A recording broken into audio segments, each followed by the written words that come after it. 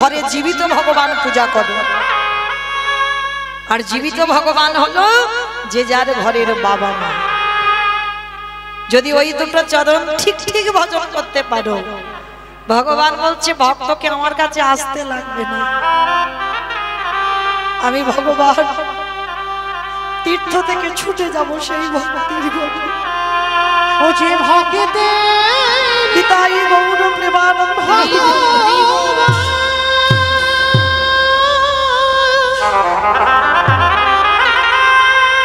ও যে ভক্ত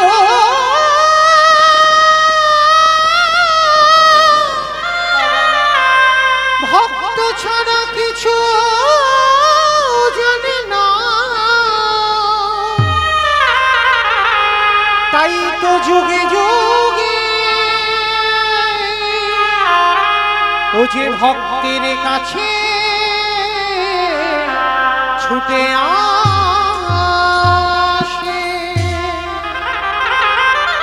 তাই সবার চরণ ধরে নিবেদন, যাদের আছে একটু যত্ন করে রেখে হেলায় হারিয়ে দিও।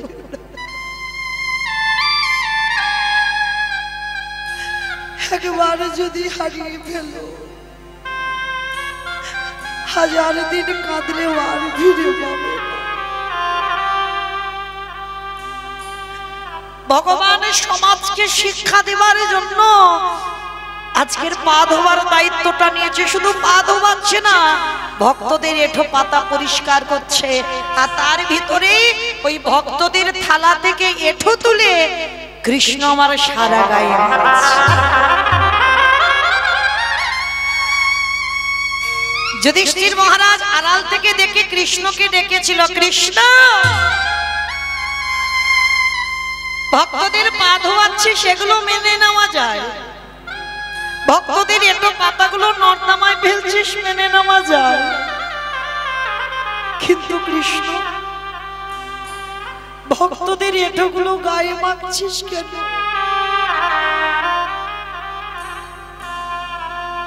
ভগবান হেসে বলল, দাদা গো,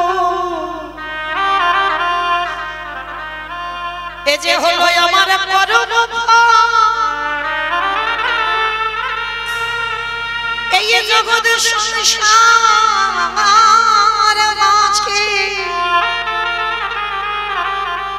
সমস্ত জীব পাপ করে, সবার পাপের বিচার আমি করি, কিন্তু দাদা আজ আমি তোমায় বলে রাখি, সবাই তো শুধু পাপ করে। আমার কৃষ্ণ দয়াময় বলল, শোনো শোনো দাদা, দাদা গো আমি এখন আমি হলাম মহা পাপী, আমি সবারই বিচার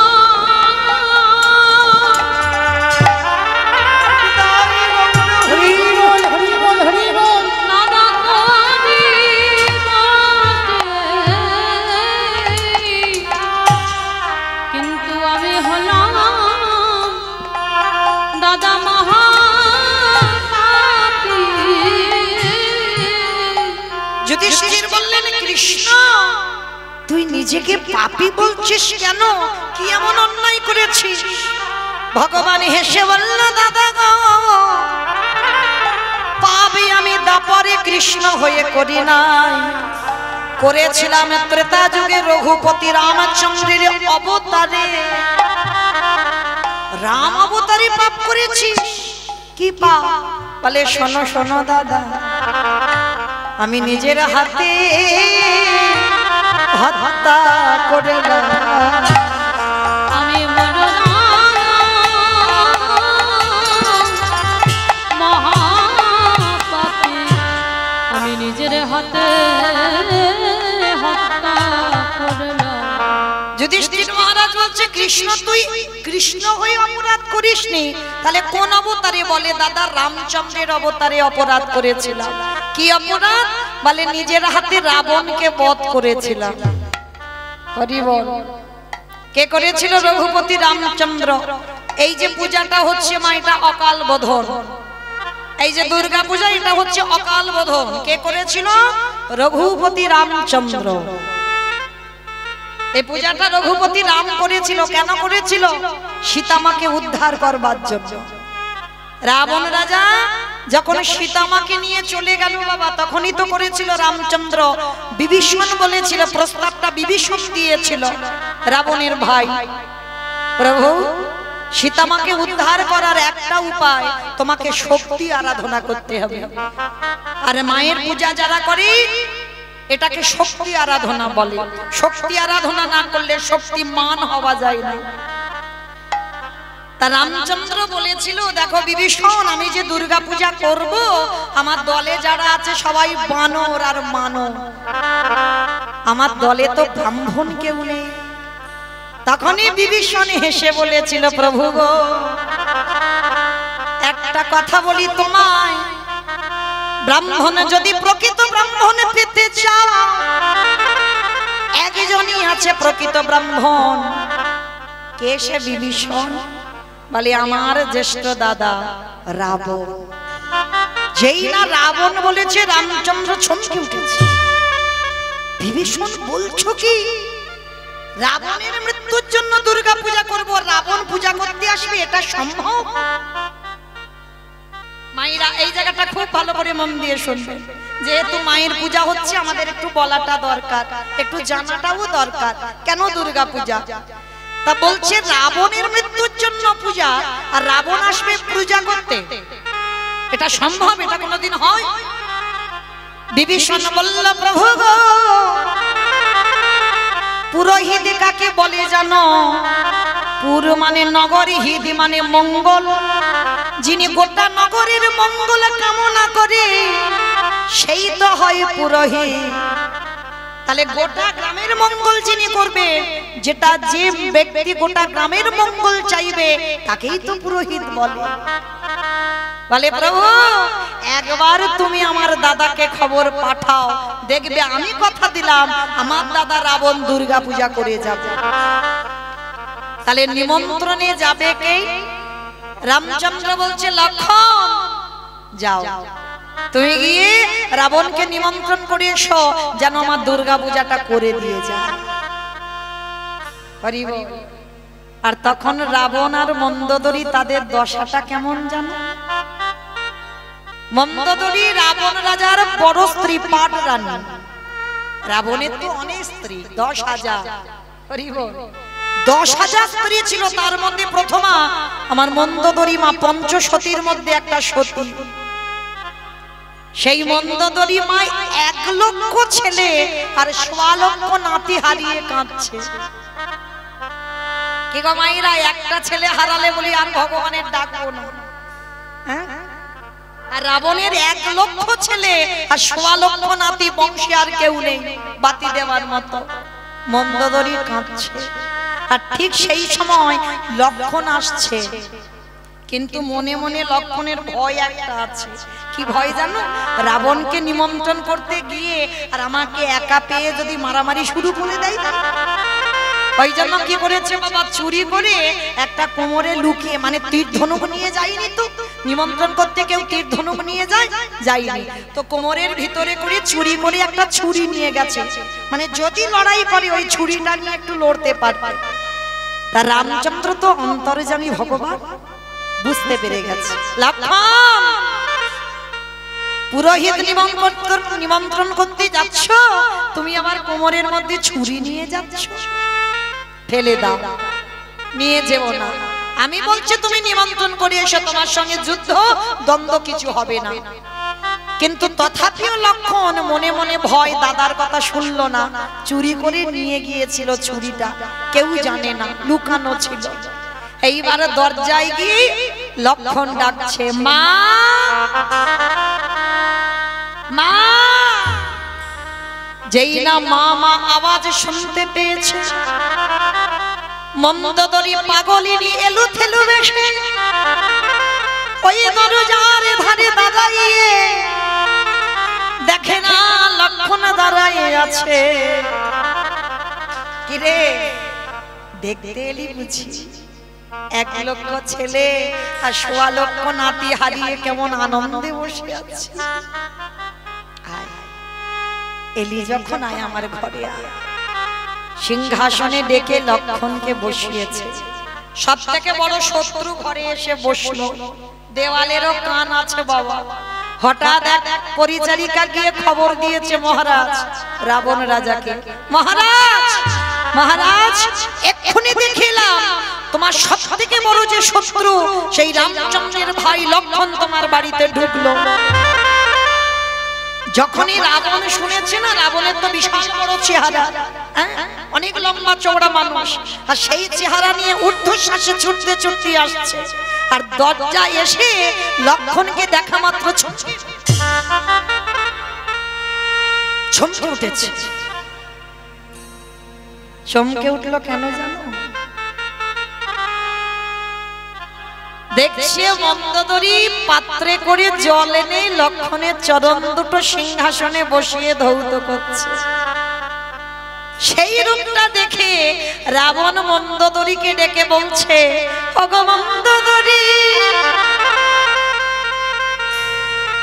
এ তোমার কেমন ব্যবহারে আমি দেখিলাম। হ্যাঁ গো, একটাও তো বংশে বাতি দেওয়ার মতো কাউকে রাখেনি রাম। তোমাকে মা বলে ডাকবার মতো আর কেউ নেই। সেই লক্ষণ যদি এলো, পারলে না তোমার কোলে করে নিয়ে একটু বসাতে।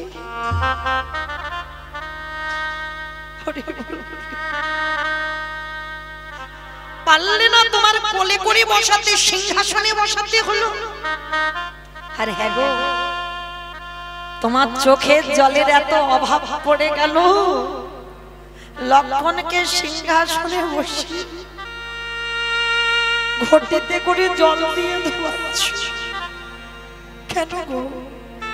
পারলে না লক্ষণের দুটো চরণ বুকে ধরে তোমার চোখের জল দিয়ে তার দুটো চরণ ধৌত করে মন্দোদরী গো,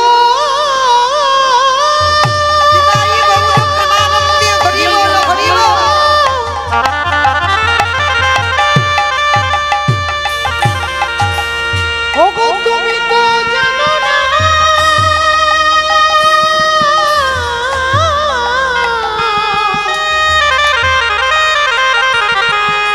ও যে ভক্ত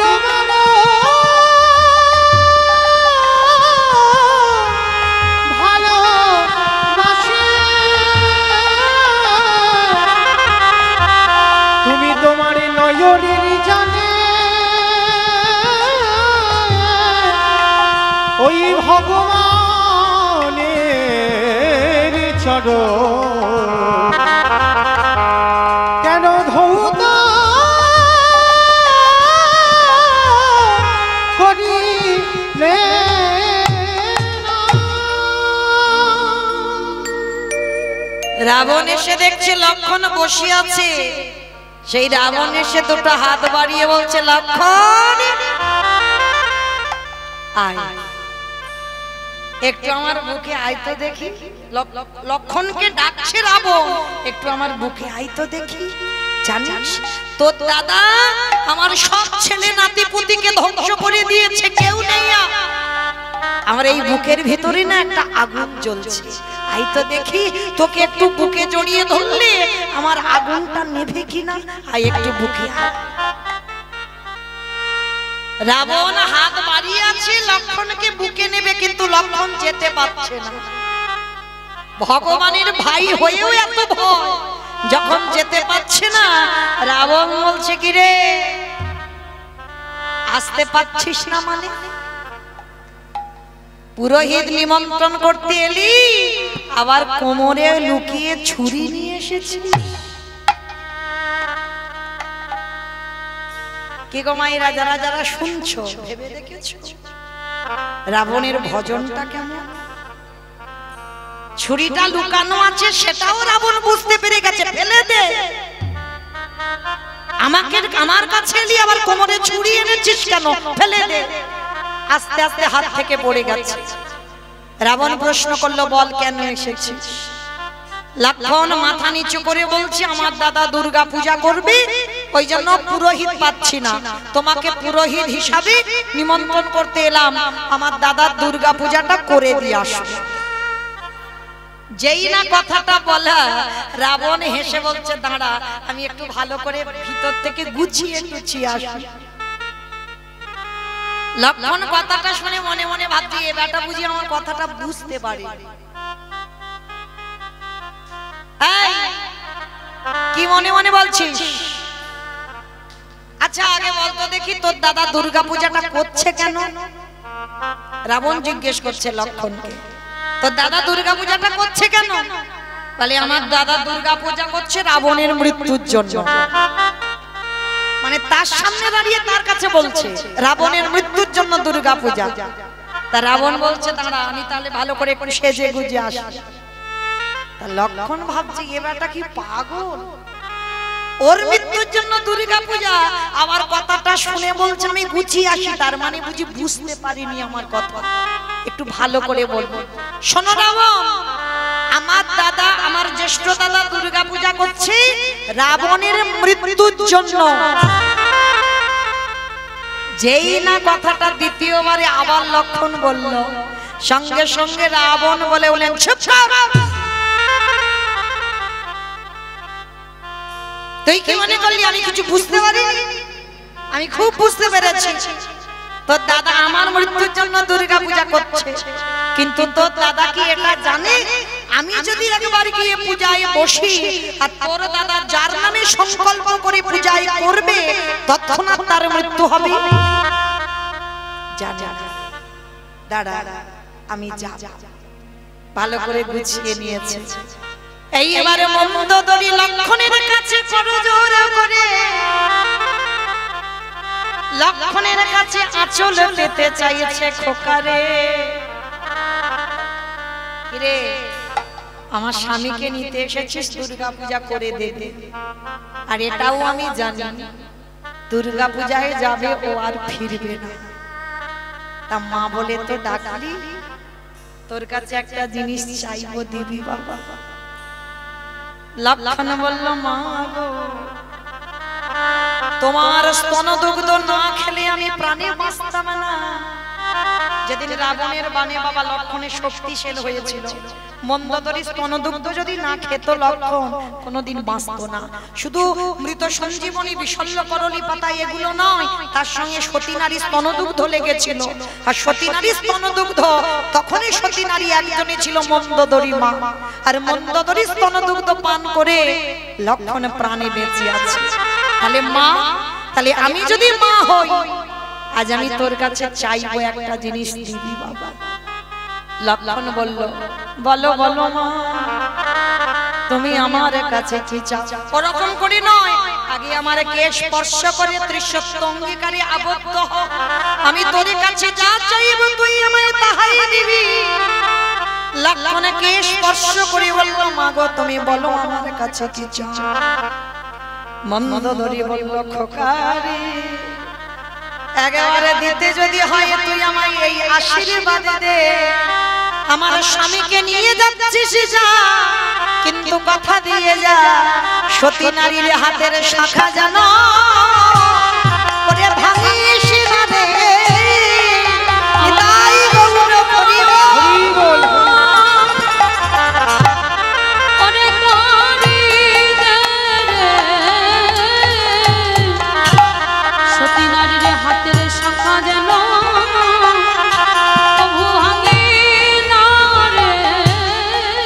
ওরে শিখার কেদো জানো মুছে না যা আমার এই আশীর্বাদ ওরে করি দে রে। চমকে উঠেছিল কারণ লক্ষণ ভালো করে জানে রাবণ দুর্গা পূজায় যাচ্ছে মানে আর ফিরবে না, ওই নবমীর রাত্রিতে রাবণ বধ হবে, ভালো করে জানতো। আর এদিকে মা চেয়ে নিয়েছে, কিন্তু উপায় নেই বাবা। তখনই লক্ষণ বলেছিল কথা দিলাম আমা রাবণ যাচ্ছে পূজা করতে, ঠিকই কথা, কিন্তু কথা দিলাম যদি তোমার স্তনদুগ্ধ পান করে আজ আমি জীবিত থাকি আমার বাক্য লঙ্ঘন হবে না। আমি তোমার আশীর্বাদে দিয়ে গেলাম তোমার শীতের সিঁদুর কেউ মুছবে না মা। আমি হরি ওরে গেলাম তোমার শিখার সিঁদুর মুছিবে না। আস্তে তাহলে লক্ষ্য করেন মা, পরবর্তী দিনে রাবণ গেল দুর্গা পূজায় আর ফিরে আসেনি, কিন্তু পরবর্তী দিনে মন্দোদরী শীতের সিঁদুর হাতের শাখা ভাঙলো না। পরবর্তী দিনে এই মন্দোদরীর এমন চরিত্র ছিল, লঙ্কার মাটিতে রানীমা বলতে একজনকে মানত, সেটা মন্দোদরী মা। পরবর্তীতে বিভীষণের সঙ্গে বিবাহ হলো, কিন্তু বিভীষণের সঙ্গে বিবাহ হলে কি হবে? শুধু সমাজের মঙ্গলের জন্য। শীতের সিঁদুর হাতের শাখা পড়েছিল, কিন্তু বিভীষণের সঙ্গে আর কোনো সম্পর্ক ছিল না, শুধু সমাজের মঙ্গলের জন্য মন্দোদরী মা বাধ্য হয়েছিল, জগতের মঙ্গলের জন্য। কিন্তু সতী নারী যারা হবে, স্বামী ছাড়া সে যত অসৎ হোক, স্বামী ছাড়া কাউকে আর মন দিতে পারবে না। কিন্তু বিভীষণের সঙ্গে বিবাহ শুধুমাত্র একটাই কারণে হলো, প্রজাদের মঙ্গলের জন্য, প্রজাদের ইচ্ছা পূরণের জন্য। তাহলে লক্ষ্য করে দেখেন বাবা, সেই রাবণকে মেরে রামচন্দ্রের মাথা থেকে পায়ের নখ পর্যন্ত পাপী হয়ে গেল। আর সেই পাপ ধুচ্ছে কবি কৃষ্ণাবতারে যুধিষ্ঠির রাজস্বয় যোগে। যারা যারা শুনছেন বুঝতে পেরেছেন না? যেখান থেকে গিয়েছিলাম আবার ঘুরে ফিরে সেখানে এলাম। তার যুধিষ্ঠির যজ্ঞে ভগবান কৃষ্ণ পা ধোয়ার কাজ করছে। অগ্নিদেব, পবনদেব, বরুণদেব, ইন্দ্র, ইন্দ্রাণী, ব্রহ্মা, সাবিত্রী, শিব, দুর্গা সব পরপর লাইন দিয়ে আছে। আর কৃষ্ণ একে একে ডাকে পা ধোয় আর যজ্ঞের ভিতরে ঢোকায়। এমন সময় জগৎজননী মা দুর্গা আমার বাবাকে ডাকছে, প্রাণনাথ, ও প্রাণনাথ, এদিকে এসো, এইদিকে এসো। আমার বাবা তো একটু ভোলে ভালা, তা বাবা বলছে, পার্বতী কি ব্যাপার, আমায় ডাকলে যে বড়? তা পার্বতী বলছে, প্রাণনাথ চলো এবার আমাদের লাইনে দাঁড়াতে হবে, কৃষ্ণ পা ধোবাবে, পা দুটো একটু ধুইয়ে নি। বাবা হেসে বলছে, পার্বতী তোমার মাথার ঠিক আছে তো? কৃষ্ণ পা ধোয়াবে আর আমার পা দুটো বাড়িয়ে দেবো? শোনো পার্বতী, তোমার যদি ইচ্ছে করে তো তুমি লাইনে দাঁড়াও, কিন্তু আমার ভগবান আমার পা ধোয়াতে পারবে না, এটা অসম্ভব। তুমি ধোয়াও, আমার পা ধোয়াবো না। ভগবান মনে মনে ভাবছে, যা বাবা, আমি রাম অবতারে রাবণকে মেরে যে পাপ করে রেখেছি, এই বেটার পা ধোয়াবো বলে আজকে আমার এই দায়িত্বটা নেওয়া, আর এ বেটা বলছে পা ধোয়াবে না। তাহলে কি করব? বাবা ভোলানাথ কি করেছে, মা দুর্গাকে লাইনে রেখে বাবা বেলাইনে চলে গেছে, মানে প্যান্ডেলের বাইরে, যজ্ঞ হচ্ছে তো যজ্ঞের বাইরে চলে গেছে। আর মা দুর্গা কি করেছে, সবার মধ্যে লাইনে দাঁড়িয়ে আছে, আর বাবা আড়ালে গিয়ে মনে মনে ভাবছে, কৃষ্ণের চোখে ধুলো দিয়ে যজ্ঞের ভিতরে ঢুকবে। ও মায়েরা, ভগবানের চোখে ধুলো দেওয়া যায়? এই যে আমি কীর্তন গাইছি না, মনে মনে করছেন উপরে দাঁড়িয়ে আছি, মোটামুটি দেখতে শুনতে সবাইকে পাচ্ছি, কিন্তু আমার চোখে ধুলো দেওয়া যায়। কিন্তু যে ছেলেটা বাঁশিটা বাজাচ্ছে না, দেখতে ওইটুকু ছেলে, ওইটুকু নয়, ও ঠিক ফোল্ডিং ছাতার মতো। ফোল্ডিং ছাতা দেখছো, গুছিয়ে নিলে ছোট হয়ে যায়, আর যখন খুলে দেবে বড় হয়ে যায় না? ও দেখতে ওইটুকু ছেলে, কিন্তু ওইটুকু নয়। ও চোখ চারদিকে ঘুরে ঘুরে বেড়াচ্ছে প্যান্ডেলে। কে কি করে? জীবনে যতদিন দেহে প্রাণ থাকবে বড়লোক হতে চাইবে না, বড়লোক হলে কৃষ্ণ ভুলে যায়, এটা বাস্তব, মিলিয়ে নেবেন না। বড়লোক হবে, টাকা পয়সা হবে, তো কৃষ্ণ ভুলবে, ভুলতে বাধ্য। আর যত গরিব থাকবে, যত কাঙাল থাকবে, দিন আনবে দিন খাবে, তত আমার কৃষ্ণকে ভালোবাসতে জানবে বেশি। যত তালা বাড়বে তত জ্বালা বাড়বে। দেখবে মা, যখন একটা কালীর ঘর ছিল, অল্প রোজগার ছিল, ভগবানকে ভালোবাসতেন, সংসারে সুখ থাকবে, আর যখন টাকা রাখতে রাখতে রাখতে রাখতে টাকার পাহাড় হবে, কোন ব্যাংকে টাকা রাখবে হিসাব পাবে না, জায়গা জমি টাকা পয়সা গাড়ি বাড়ি কিছু অভাব নেই, কিন্তু ভগবান জীবন থেকে তোমার সুখ কেড়ে নেবে। এটা বাস্তব, নিতে বাধ্য। ভগবানের কাছে একটা জিনিস চাইবে, দয়াময়, না চাইতে অনেক কিছু দিয়েছ, কিন্তু জীবনে যেন তোমায় ভুলে না যায়। তুমি কেমন ছিলে সেই দিনটা যদি তুমি ভুলে যাও, ভগবান বলে না, দিয়ে ধন বুঝে মন ভরে নিতে কতক্ষণ। যা যা কিছু তৈরি তো আমার ভগবানের তৈরি, আর ভগবান যদি মনে করে একটা সেকেন্ডে তোমার কাছ থেকে সবকিছু কেড়ে নেবে। তাহলে যদি ভগবানকে ভালোবাসতে চাও, একটাই কথা বলো, পৃথিবীতে আমার কিছু চাই না, আমি শুধু তোমারে চাই। জায়গা জমি টাকা পয়সা এই মোহতে যেন আমি পড়ে না যাই, আমি যেন তোমার চরণ ছাড়া না পড়ি, আমি সারাদিন আমি যেন তোমার চরণ ভুলে না যাই। তো আজকের বিহারী মা, বিহারী যেই না বললো বড় লোক হব, মা শেখালো জীবনে বলবি না বাবা, গরিব থাকলে কৃষ্ণ কাছে থাকে, আর বড় লোক হলে কৃষ্ণ ভুলে যায়। এটা আমার কথা নয়, ভগবান বারে বারে বলেছিল। মহাভারতে কুন্তি চেয়েছিল না কৃষ্ণের কাছে, কৃষ্ণ জীবনে আমাকে তো সব দিলি, আমি রাজার মা হলাম, আমার যুধিষ্ঠির রাজা হয়ে গেল, আমার সব রইল, কিন্তু কৃষ্ণ রে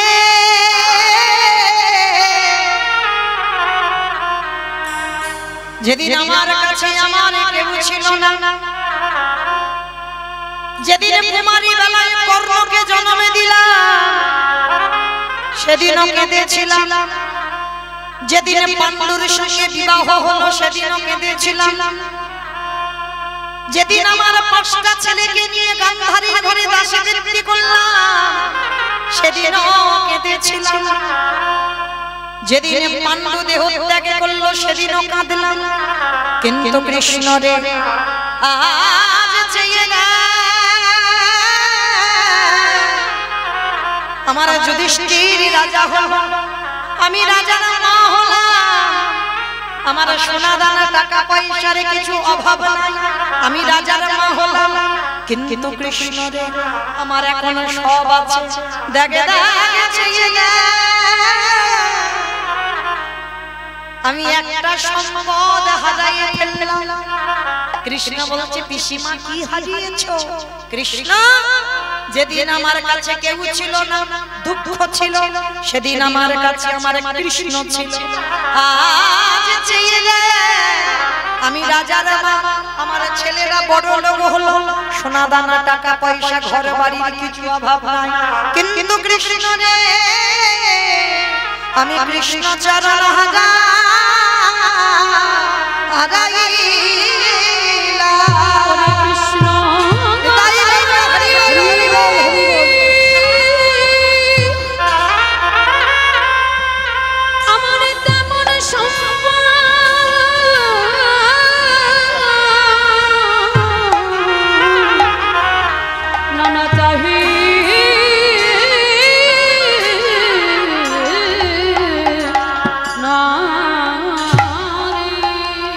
ভগবান বলল, পিসিমা তুমি কি চাও?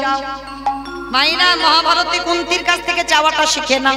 পিসিমা বলল, কৃষ্ণ রে দিতে যদি হয় একটা ধনে দে, আমি ধন চাই না, যশ চাই না, টাকা চাই না, বাড়ি চাই না, তাহলে কি চাও? কৃষ্ণ রে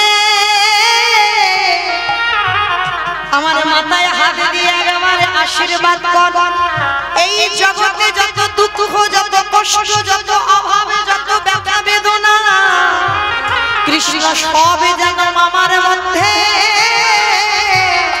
ফিরায়।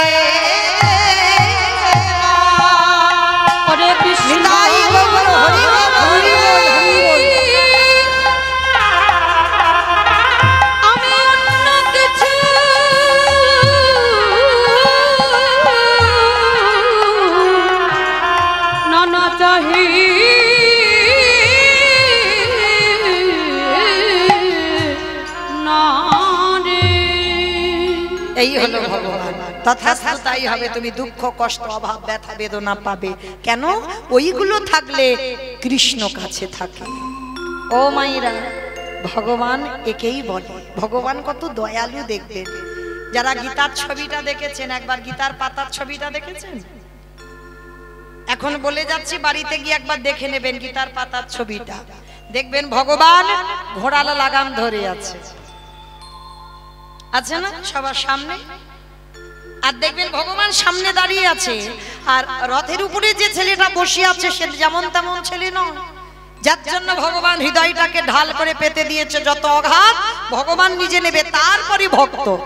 আর দেখবেন ওই ভক্ত যে সিংহাসনে বসে আছে তার মাথায় ছাতা আছে, কিন্তু আমার ভগবানের মাথায় ছাতা নাই।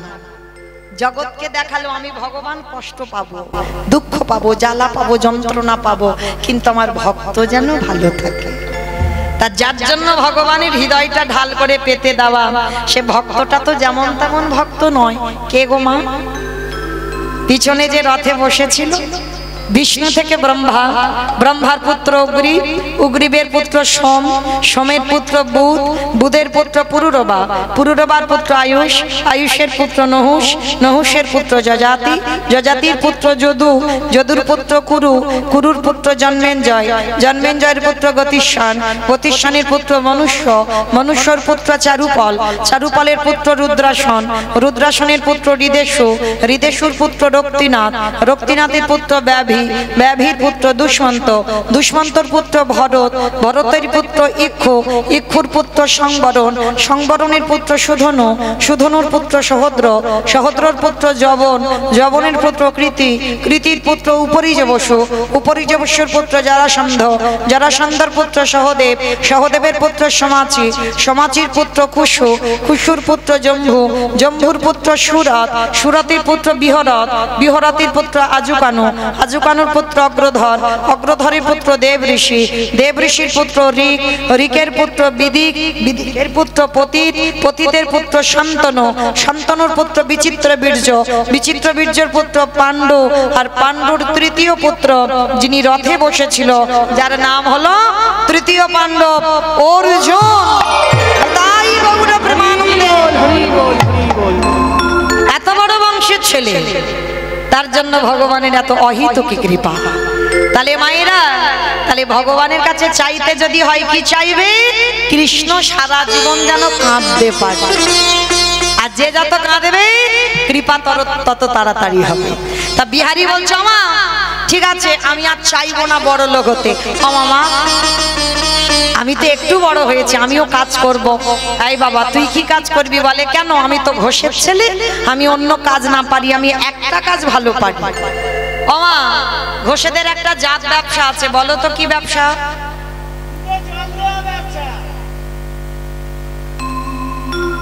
কি বললো শুনতে পেয়েছো? বলে দুধে জল দেওয়া ব্যবসা। মানে ওইটা আমারে বললো, কিন্তু আমার বাবা দুধে জল দেয় না, ছানার ব্যবসা তো। তাহলে জল দিলে কি আর না দিলে কি বাবা? যারা দুধ থেকে ছানা কাটাও তারা ভালো করে জানবে তো, ছানা কাটাতে গেলে তো বাবা জল দিতেই হবে। হ্যাঁ যদি দুধের ব্যবসা হতো তাহলে নয় হতো, কিন্তু ছানার ব্যবসা যেহেতু তাহলে জল দিয়েই তো তবে তো কাটাতে হবে ছানা। তো এই গোয়ালা জাতি যারা, তাদের একটা অভ্যাস আছে কি না, এরা অন্য কোনো কাজ না পারুক, এরা কিন্তু ওই গরুর কাজগুলো ভালো পারে। তা বিহারী বলছো মামা আমি তো ঘোষের ছেলে, দাঁড়াও আমি একটু গিয়ে একবার একটা বাড়ি থেকে কাজ আনলাম। গোয়ালা পাড়াতে গেছে, বাবুজি ও বাবুজি আমার মার বড় কষ্ট, মার বড় অভাব, বাবুজি আমার একটু কাজ দেবে? বলে ঠিক আছে আমার ওই গরু বাছুর গুলো আছে তুই চড়া, আর শোন মাসে 4 আনা মাইনে দেবো। এখনকার লীলা নয় বাবা, তখনকার লীলা 4 আনা মানে অনেক দাম, মানে 25 পয়সা। বলে ঠিক আছে। বিহারী প্রতিদিন মাঠে মাঠে গরু চড়ায়, আর কি বলে জানো? ব্রজের কাননে কোন দুঃখে তো রাজা হলি দ্বারকা উলুধ্বনি মাইক্রো ব্রজের কাননে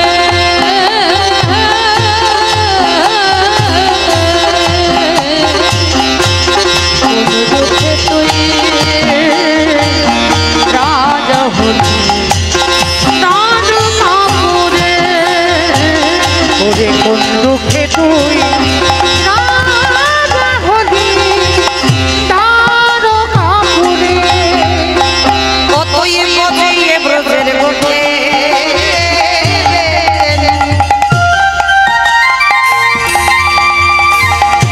চড়াবি না আর কি ধেনু বাজিয়ে ব্রজের গোঠে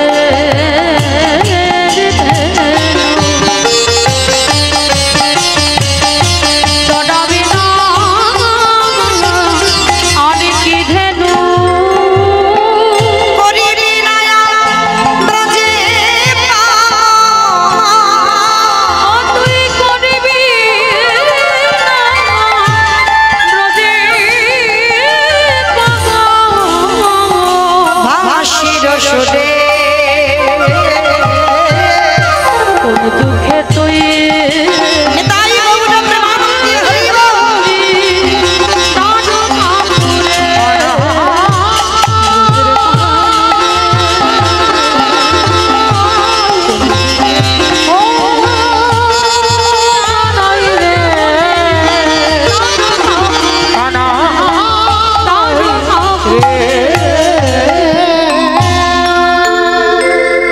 বিহারী লাল গরু বাছুরগুলো নিয়ে যেই না বাড়ি ফিরছে আর ফেরার পথে বাবা যেমন আজকের আপনাদের গ্রামে কীর্তন হচ্ছে ঠিক এই রকম কাটোয়া কাঞ্চননগরে কয়েকজন ভক্ত নিয়ে পাঠক ঠাকুর ভাগবত পড়ছে।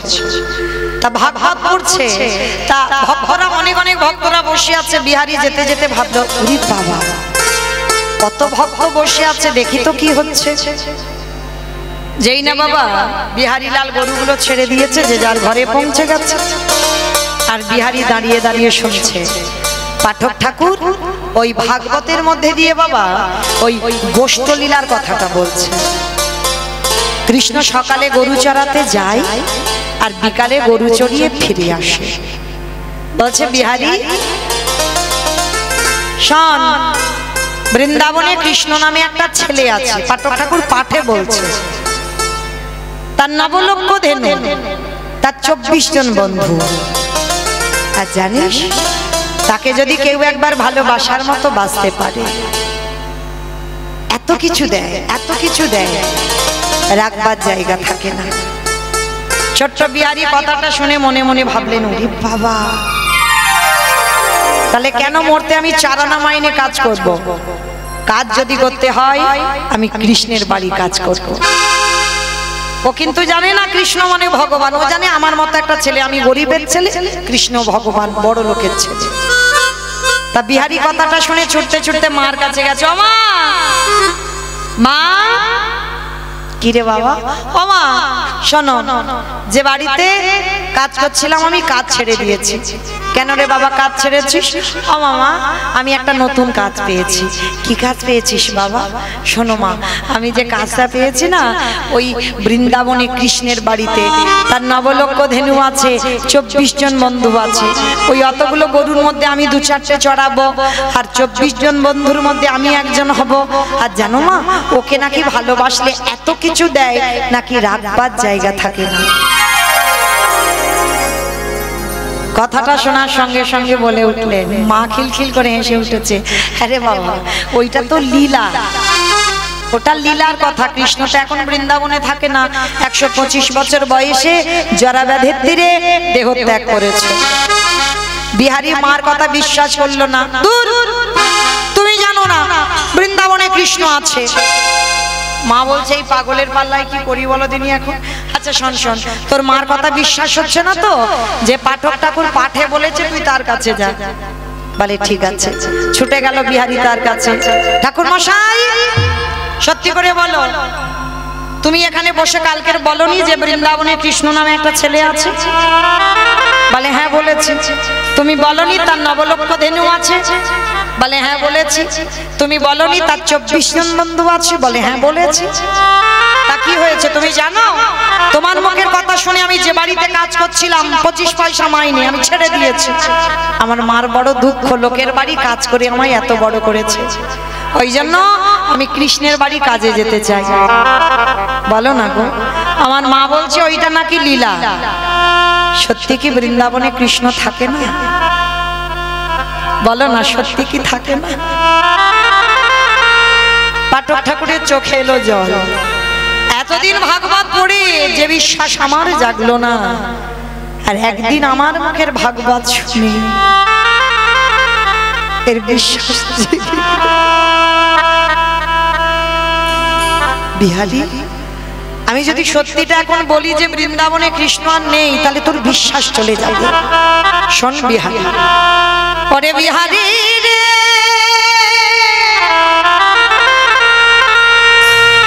ওরে আমার নাকি আমার কৃষ্ণ বৃন্দাবনে নতুন করে লীলা করিবি না, কিন্তু তোরে প্রেমে তোরে ভালোবাসার ডাকে আমার আমার কৃষ্ণকে নতুন করে লীলা করিতে হবে। ওরে বিহারী,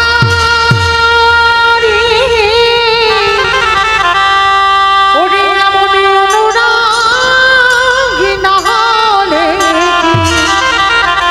কৃষ্ণ পাওয়া যায় এমনে ভালোবাসা না দিলে কি কৃষ্ণ পাওয়া যায় রে। বিহারী একেবারে লাফিয়ে উঠেছে। ঠাকুর মশাই, তার মানে তুমি বলতে চাচ্ছ বৃন্দাবনে কৃষ্ণ আছে? পাঠক ঠাকুর বলল, আমার ডাকে আসবে না, তোর ভক্তি প্রেমে আসতে হবে। ঠিক আছে, তাহলে আমি আসি, দাঁড়া। কোথায় যাচ্ছিস? বলে এতক্ষণ কি শুনলে? আমার মা দুঃখ মোচন করতে আমি বৃন্দাবনে কৃষ্ণের বাড়ি কাজে যাচ্ছি। যেই না বললো বৃন্দাবনে কাজে যাচ্ছি, শোন, কাজে যে যাবি তোর দীক্ষা হয়েছে। ওটা আবার কি? ও মায়েরা, ছোট্ট বাচ্চা যদি জিজ্ঞেস করে দীক্ষাটা কি, কি বলবেন? ছোট্ট বাচ্চাদের মতো করে তো বোঝাতে হবে। শোন, কৃষ্ণের বাড়িতে যারা যারা কাজ করে করেনি মন্ত্র না নিলে কৃষ্ণের ঘরে কৃষ্ণের ঘরে কাজ করা যায় না। শোন, আগে মন্ত্র নিতে হবে। এইবারে বিহারী মস্তক মন্ডন করল, গলায় তুলসীর মালা, দাদা সঙ্গে দিল সেবা, হাতে বেলের দণ্ড, স্কন্ধে ভিক্ষার ঝোলা, আজ কর্ণমূলে দীক্ষা মন্ত্র দিয়ে বলল বিহারী রে, ওরে দীক্ষা দিলে দক্ষিণা দিতে হয়, তুই একেবারে দক্ষিণা দেবা। বিহারী বলল, আমার কাছে তো কিছু নেই, তবে হ্যাঁ, আমি কৃষ্ণের বাড়ি গিয়ে অনেক টাকা আনবো, অর্ধেকটা আমি আমার মাকে দেব আর অর্ধেকটা আমি তোমায় দেব। শোন, ওই দক্ষিণা নয়, ওই দক্ষিণা নয়। দক্ষিণা কি দিবি জানিস? যদি কৃষ্ণের সঙ্গে দেখা হয়, একবার আমার নামটা তার চরণে জানিয়ে দিস। কি গো মায়েরা, বিশ্বাস হয়? কোন কোন ক্ষেত্রে গুরুদেবের থেকে শিষ্য অনেক উপরে উঠে যায়, গুরুদেবের থেকে শিষ্য ভজন যজ্ঞে অনেক উপরে যায়। হ্যাঁ, তো আজকেই যেই না বিহারী দীক্ষাটা নিয়ে গুরুদেবকে প্রণাম করলো, গুরুদেব বলল, যে কাজে যাচ্ছিস তোর কাজ যেন সফল হয়ে যায়। কৃষ্ণ নামে উলুধ্বনি মাইরা বৃন্দাবন যাব, উলুধ্বনি বৈঠা হাতে চলে রে তোরি মাইয়া, ওরে কৃষ্ণ নামে বৈঠাতে চলে রে তোরি মাইয়া। ওরে ও অহং নামের নাইয়া,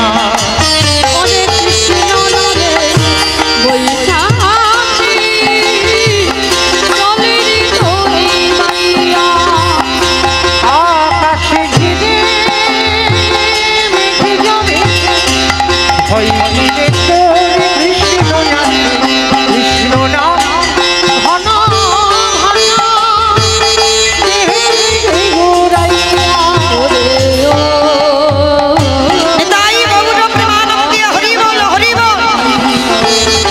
কৃষ্ণ নামে বৈকামে চলে রে দৌড়িয়া কৃষ্ণ নামে দেখা দে চলে রে দেখা সন্তানে চেয়েছি আমার অবর্তমানে তোমার সেবার জন্য, আর তার জন্য তুমি আমার কাছ থেকে স্বামী কেড়ে নেবে না মা, এটাই তোমার অদৃষ্টি রেখা। সন্তানকে রাখতে গেলে তোমার স্বামীর মৃত্যু হবে, আর স্বামীকে বাঁচাতে গেলে তোমার সন্তানের মৃত্যু হবে। বলো তুমি দুজনের মধ্যে কাকে চাও? যাকে চাইবে আমি তোমার কাছে তাকেই দেব। বলো মায়েরা, একটা নারী জীবনে কত বড় পরীক্ষা। একদিকে স্বামী, একদিকে সন্তান। এখানে যারা মা হয়েছ ভেবে বলবে মা, যেন না ভেবে বলো না। বলো তো কাকে বেশি ভালোবাসো, স্বামী না সন্তান? বিচার বিবেচনা করে ভালো করে ভেবে বলবেন, স্বামী না সন্তান? সন্তান পাবার পর কাকে ভালোবাসো? স্বামী, সন্তান? কেউ কেউ বলছে স্বামী, আবার কেউ কেউ বলছে সন্তান, আবার কেউ কেউ চুপচাপ আছে। কেন জানো? হয়তো তার স্বামী দেখছে আমার বউটা কি বলে দেখি। আর যদি ছেলে বলে বাড়িতে গিয়ে ব্যবস্থা হবে, কালা সপ্তমী ঠাকুর দেখা রাধে। কিন্তু এখানে মা কেউ কারো স্বামী নয়, কেউ কারোর ভাসুর নয়, কেউ কারোর শ্বশুর নয়। এসেই বলেছে আমাদের একটাই পরিচয়, আমরা কৃষ্ণ দাস। কোনো মায়ামোহ সংসার আমাদের নয়, আমরা কৃষ্ণের সংসার করব। তাহলে এখানে বলতে হবে ভেবে বিচার করে। বেশিরভাগ মা, যদি ভোট করা যায় বাবা, বেশিরভাগ মা বাবা লিখে দেখাবে, বলতে যদি নাও পারে লিখে দেখাবে, আমি সন্তান ভালোবাসি, স্বামী ভালোবাসি। ভালোবাসি না কিন্তু আমি একবারও বলছি না। স্বামী যদি 19 হয়, সন্তান কিন্তু 20 হবে, একটু বাড়বে। কেন? যে মা 10 মাস 10 দিন গর্ভে বেদনাটা পেয়েছে, যে পায়নি তার কথা বাদ দাও, যে মা পেয়েছে সে মা জানে তার বেদনা কত। তাহলে বেশিরভাগ মা বলবে সন্তান। এখানে মায়াবতী তো সন্তানের জন্ম দেয়নি মা, তবুও কিন্তু বলেছিল তুমি আমার সন্তানকে বাঁচাও। কেন না? তার সন্তান চাওয়ার কারণ একটাই, আমার অবর্তমানে আমার সন্তান তোমার সেবা করবে। তাহলে দয়াময়, তোমার সেবার জন্য যদি আমার বৈধব্য জ্বালা পেতে হয়, আমি হাসতে হাসতে রাজি। এটা তো জানবো যে আমি এই যে বৈধব্য জ্বালা পাচ্ছি শুধু তোমার জন্য। দাও, আমার সন্তানকে বাঁচিয়ে দাও। ভগবান বলল তথাস্তু, তাই হবে। তবে কথা দিলাম, তোমার গর্ভটা যতদিন তুমি লুকিয়ে রাখবে ততদিন তোমার স্বামী জীবিত থাকবে, আর যেদিন তোমার গর্ভ প্রকাশ সেদিনই তোমার স্বামী মৃত্যু হবে। যখনই কথাটা বলল, বলার সঙ্গে সঙ্গে দৈববাণী করে চলে গেল ভগবান। অনুভব করলো মা গর্ভবতী, কিন্তু কাউকে বলল না, বোঝালো না। হঠাৎ একদিন দুপুরবেলা দ্বিজ ঘোষ বলে উঠল, মায়াবতী, এত আনন্দের কথা, এত সুখের কথা তুমি আমার বলার প্রয়োজন মনে করলে না? বলো না, কেন প্রয়োজন মনে করলে না? কিসের জন্য প্রয়োজন মনে করলে না? মায়াবতী, কেন? কি অপরাধ করেছিলাম? তুমি যেমন মা ডাক শুনতে চেয়েছো, আমি তো কোনোদিন বাবা ডাক শুনতে চাইনি। আমারও কি মনে আশা জাগেনি কেউ আমায় বাবা বলে ডাকুক? কেন বলনি আমায়? দ্বিজ ঘোষ বলে যাচ্ছে, আর এদিকে মায়াবতী ঢুকরে ঢুকরে কাঁদছে। মায়া, তুমি কাঁদছো কেন?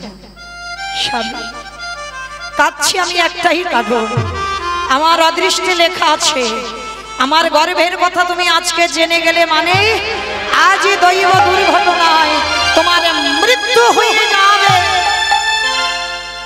কথাটা বলা শেষ, অজানা জ্বর এসে দ্বিজ ঘোষের শরীরে প্রবেশ। হঠাৎ অসহ্য বুকের যন্ত্রণা, হঠাৎ কথা বলতে বলতে হঠাৎ বুকের যন্ত্রণা, এত বুকের যন্ত্রণা হচ্ছে আর সহ্য করতে পারছে না। মায়াবতী, মায়াবতী, আর বুঝি আমি বাঁচবো না মায়াবতী, বড় কষ্ট, বড় জ্বালা, বড় যন্ত্রণা। মায়া, তুমি কথা দাও, যে সন্তান তোমার গর্ভে আছে আমার মৃত্যুর পর এই সমাজ তোমাকে করবে দ্বিচারিণী, এই সমাজ তোমাকে করবে কলঙ্কিনী। করে করুক, কিন্তু আমি তো জেনে যাচ্ছি ও আমারই সন্তান। আমার মৃত্যুর পর ওকে করে তুলবে তুমি কৃষ্ণ ভক্ত। কথাটা বলা শেষ, দ্বিজ ঘোষে মৃত্যু হয়ে গেল।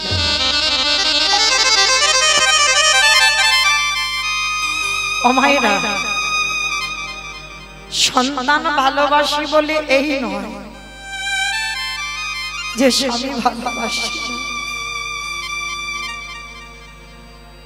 যতদিন মাথায় ছাতা থাকে বাবা কিছু বোঝা যায় না, আর যেদিন ছাতাটা সরে যায় চারিদিকটা অন্ধকার হয়ে যায়। তোমার আহা বলা কেউ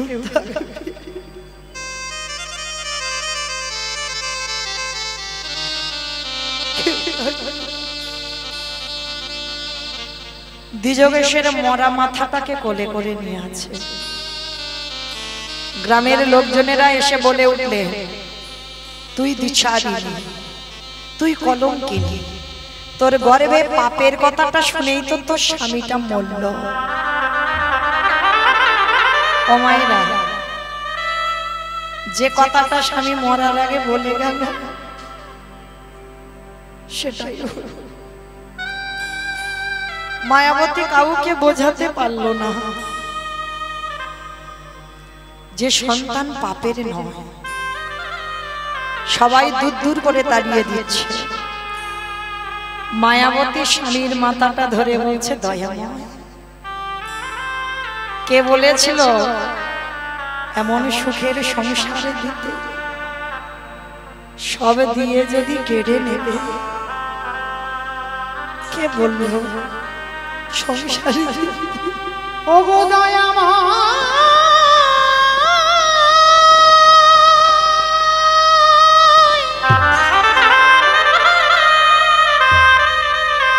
প্রভু যে জন তোমায়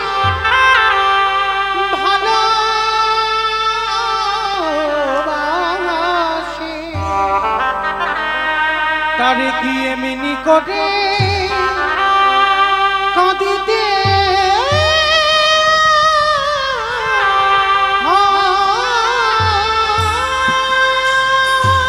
ফিরিয়ে দাও। আমি সুখের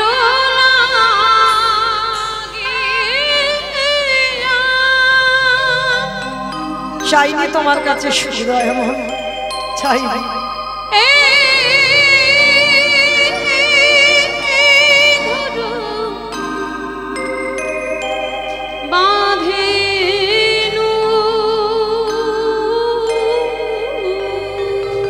কেন কেটে নিয়েছো আমার কাছ থেকে?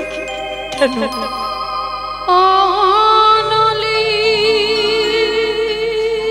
কি আমার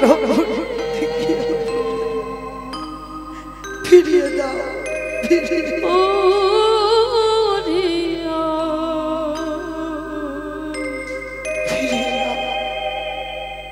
গেল রে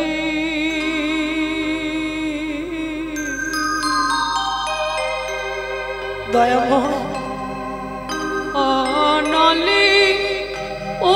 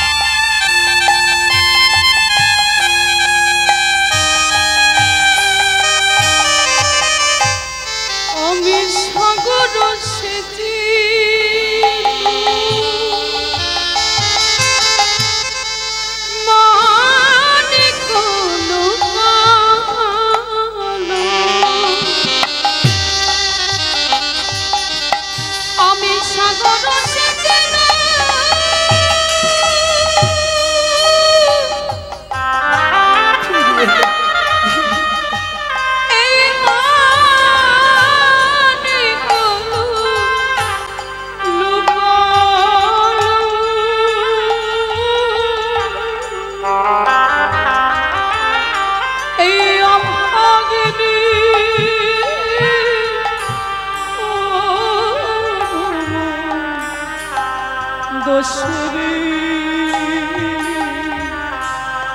অভাগিনীর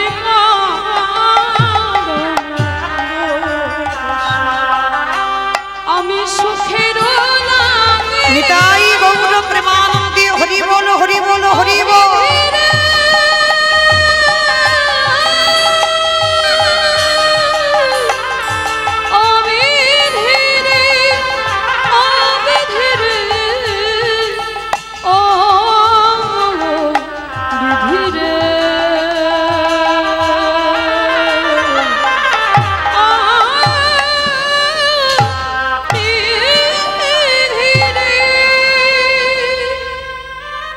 গজনের জলে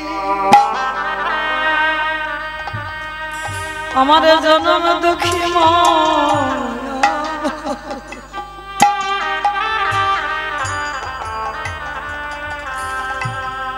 কাঁদিয়ারে বলে হি দয়ামা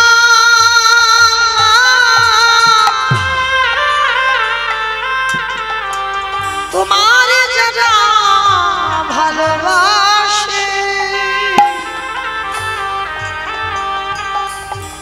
তাদের এমনি বলে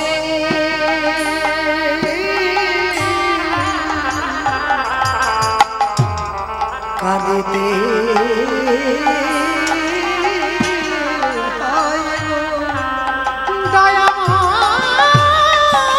নিতাই গৌর প্রেমানন্দে হরি বল হরি বল হরি বল।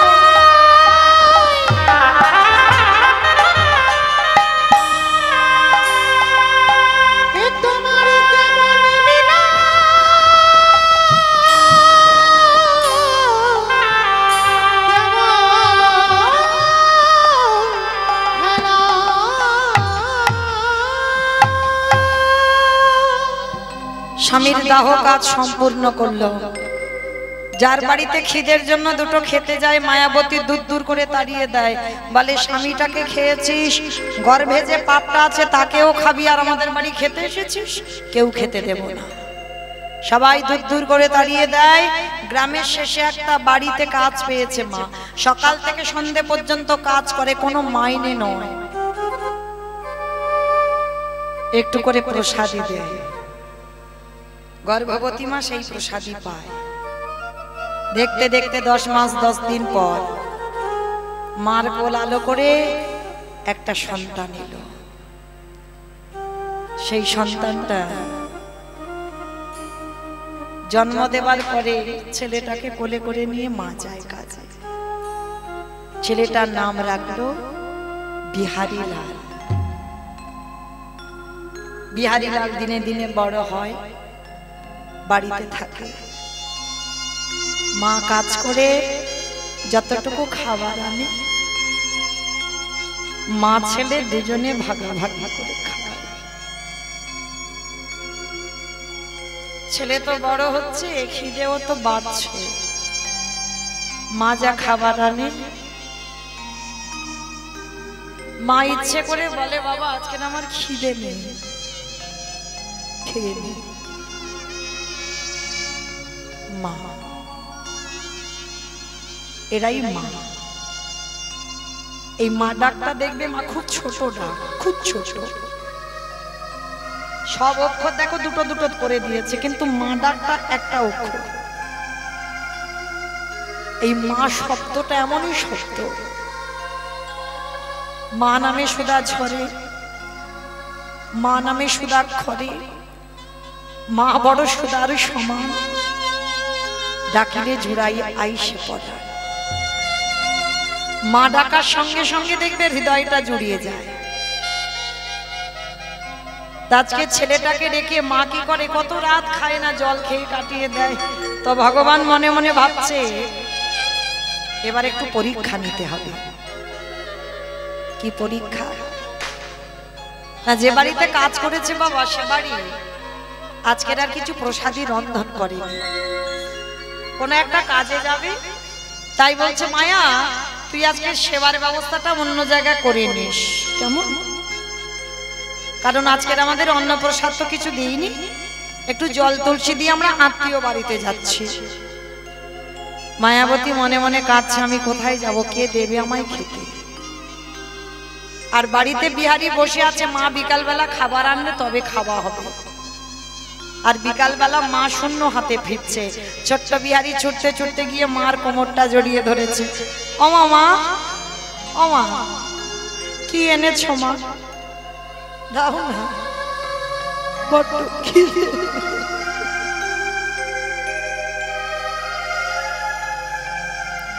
বড্ড খিদে পেয়েছি।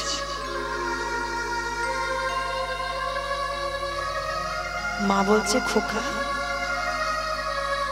একটা কাজ কর, আজকে রাতটুকু তুই একটু জল খেয়ে কাটিয়ে দে না বাবা। ও মা, আমি আর কত জল খাবো, সকাল থেকে তো জল খেয়েই আছি, এবার যে আমার বড্ড খিদে পেয়েছে।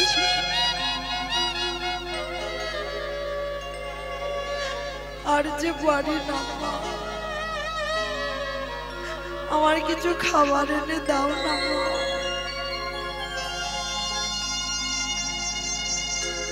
বলো মা, কোন সন্তান যদি মায়ের কাছে কাঁদে খিদে পেয়েছে আর মা যদি দিতে না পারে, তার থেকে তো মৃত্যু শ্রেয়। মা মনে মনে ভাবছে, দয়াময় তোমারে যারা ভালোবাসে, তোমারে যারা ভক্তি করে, তাদেরকে তুমি এমনি করে কাঁদাও? বলো না, আমার বিহারে যে সোজা সরল ছেলে, ওর যে খিদে পেয়েছে, আমি কিছু দিতে পারছি না। তবে দয়াময়, আমি আছি বলে ওর এত কষ্ট, কিন্তু আমি যদি ওর কাছে না থাকি, তাহলে গ্রামের লোকজন ওকে অনাথ বলে খেতে দেবে। দাঁড়াও, আজকে ছেলেটাকে ছলে বলে ঘুম পাড়িয়ে রেখে আমি চলে যাব। মা ছেলেটাকে কোলের কাছে নিয়ে মাথায় হাত বুলাচ্ছে, আর হাত বুলাতে বুলাতে সন্তান তো মাতৃস্নেহ পেয়ে ঘুমিয়ে পড়েছে। আর যেই ঘুমিয়ে পড়েছে, মায়াবতী উঠে ভগবানের একটা প্রতিচ্ছবি আছে, ভগবানের ছবির কাছে গিয়ে জানাচ্ছে, দয়াময় আমি আসি, আমার বিহারী তোমার কাছে রইল, তুমি দেখো ওর অন্তিম সময় যেন কৃষ্ণ প্রাপ্তি হয়। আমি আসি, আমার বিহারীর কাছে আর কেউ রইল না, আমি চলে যাচ্ছি। দয়াময় আমার বিহারীকে তুমি লক্ষ্য করে। বিহারী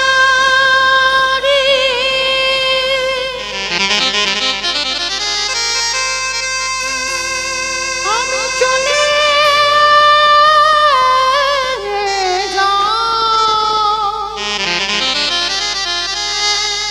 আরে কোনদিন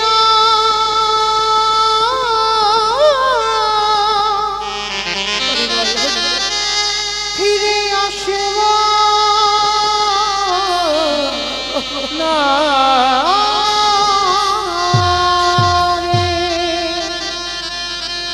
সবে মা আমার একটা পা তুলেছে, ছেলে পিছন থেকে ঘুম ভেঙে গেল। মার আঁচলটা চেপে ধরে বলল, মা কোথায় চলে যাচ্ছ, কোথায় চলে যাচ্ছ? মা আমি খাবার চেয়েছি বলে তুমি আমায় ফেলে রেখে চলে যাচ্ছ। কথা দিলাম আর জীবনে বলবো না মা খিদে পেয়েছে, আমি জীবনে বলবো না আমায় কিছু খেতে দাও, কিন্তু তুমি আমায় ছেড়ে চলে যাবো না।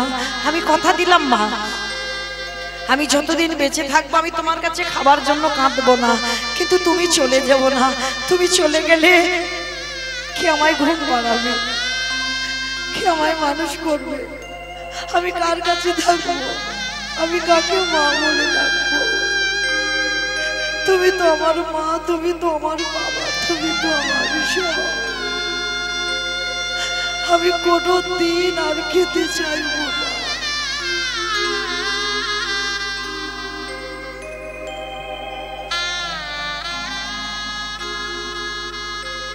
ছেলেটাকে বুকে জড়িয়ে ধরে মা বলল, খোকা যাব না, ছাড়ব না, মরতে হলে তোকে নিয়ে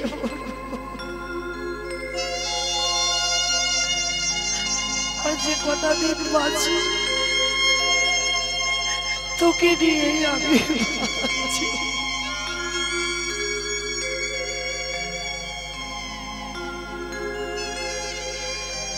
মায়াবতী বলল, দয়াময় দুঃখ দাও, কষ্ট দাও, তাতে আমার দুঃখ নেই, কিন্তু ঠাকুর সহ্য করবার মতো ক্ষমতা আমার জীবন নদী নাইয়া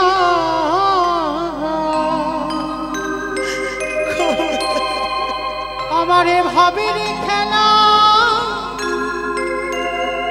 সঙ্গ হলে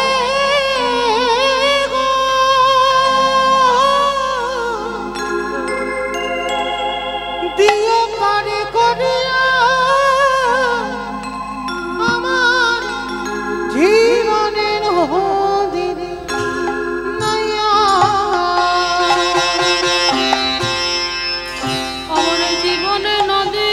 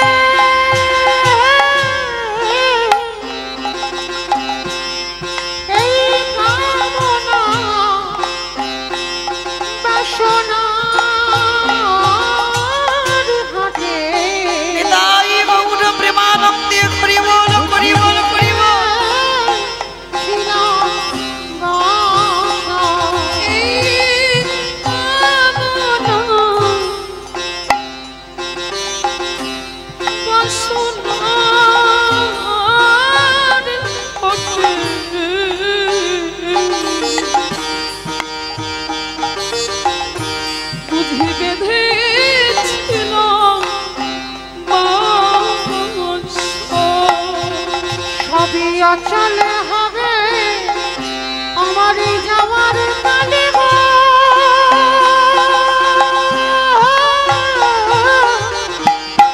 দেখি নাই ভাবনা আমার জীবনে নদী নাইয়া আমার জীবনে নদী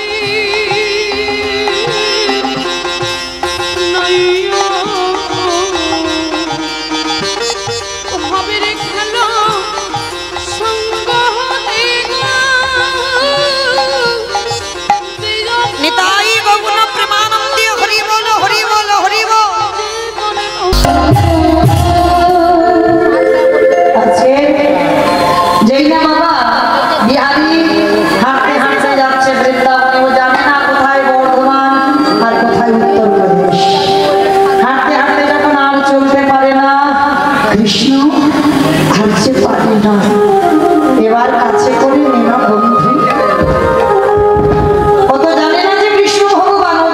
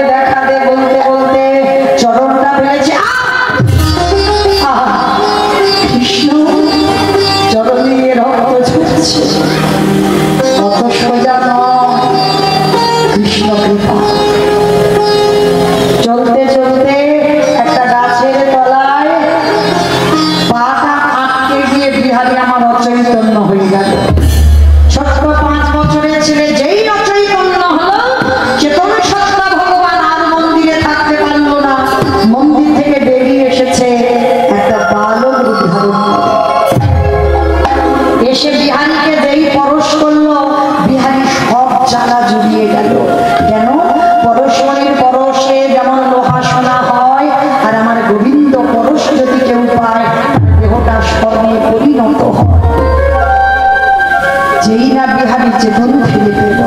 কে গো তুমি? আমি, আমার নাম বিপদ ভঞ্জন মধুসূদন। ও তুমি বিপদ ভঞ্জন, আচ্ছা তুমি আমার বন্ধু হবে? বলে হ্যাঁ তোর বন্ধু। আচ্ছা বিহারী তুই এখানে এসেছিস কেন? তা বিহারী জিজ্ঞেস করছে আচ্ছা বিপদ ভঞ্জন বলতে পারো আমি কোথায় গেলে কৃষ্ণের দেখা পাবো? কৃষ্ণ যদি সামনে এসে দাঁড়ায় চিনতে পারবেন? অত সোজা নয়, সে ধরা না দিলে তুমি ধরতে পারবে? ভগবান তোমার কাছে কি ওই রূপে আসবে না? জানতে হবে, চিনতে হবে, ধরতে হবে তার স্বভাব, তার চরিত্র, তার ব্যবহার। যেই না দাঁড়িয়েছে চিনতে পারছে না, ভাবছে সাধারণ মানুষ। কে তুমি? আচ্ছা বলো না আমার কৃষ্ণের বাড়ি কোথায়? ভগবান মনে মনে ভাবতে রেখেছে বেটা জলে দাঁড়িয়ে জল জল করছে, তবু আমি ধরা দেব না। হ্যাঁ রে বন্ধু, কৃষ্ণের বাড়ি জেনে তোর লাভ কি হবে জানো? আমি বর্ধমান থেকে এসেছি আমার মার দুঃখ মোচন করতে। আমার মা লোকের বাড়ি কাজ করে, আমাদের ওখানে একজন ভাগবত পাঠ করছিল, পাঠের মধ্যে বলেছে কৃষ্ণ নামে একটা ছেলে বৃন্দাবনে আছে, তার নবলক্ষ ধেনু আমি 2-4টে চড়াবো, তার 24 জন বন্ধু, আমাকে নিয়ে 25 জন হবে। আর জানো ওই কৃষ্ণকে নাকি ভালোবাসলে না অনেক কিছু দেয়, বাড়িতে নাকি রাখবার জায়গা থাকে না। বলো না তুমি কি জানো কৃষ্ণের বাড়ি? ভগবানের চোখে এনে জল, মনে মনে ভাবছে হারে কত সোজা সরল ছেলে গো, হ্যাঁ কত সোজা ভাবে বলে দিচ্ছে। কিন্তু একে যদি আমি এখন বলি যে ওটা লীলা, তাহলে ওর বিশ্বাস চলে যাবে। না না না, আমি মিথ্যা করে বলবো আমার মন্দিরে যে পূজা দেয় তার তো বাড়ি অনেক গরু আছে, আমি মিথ্যা করে বলি ওইটা কৃষ্ণের বাড়ি। বিহারী ও বিহারী তুই তো এসে গেছিস কৃষ্ণের বাড়ি। এসে গেছিস কই? ওই তো ওই যে বাড়িটা দেখা যাচ্ছে ওইটা কৃষ্ণের বাড়ি। ওটা কৃষ্ণের বাড়ি? ঠিক আছে, তাহলে আমি আচ্ছা বন্ধু তুমি আমাকে একটু নিয়ে চলো না ওই কৃষ্ণের বাড়িতে। ভগবান মনে মনে ভাবছে বেটা হাত ধরে আর যদি না ছাড়ে, ভগবান তো ভাবতে চাচ্ছে ভয় পায়, ধরে যদি না ছাড়ে বলছে শোন আমি সকালবেলা থেকে বেরিয়েছি, আমার মা খুঁজছে, এখন যেতে পারবো না, তুই যা আর সময় মতো আমার ডাকবি, আমি তোর সঙ্গে আবার দেখা করে নেব। তবে হ্যাঁ যেমন তেমন ভাবে ডাকতে হবে না, নীরজনে বসে ওই জানালা বন্ধ রে, কাঁদা কালে যদি ডাকার মতো ডাকিতে পারো, নিজের হবিতে ভগবান হই না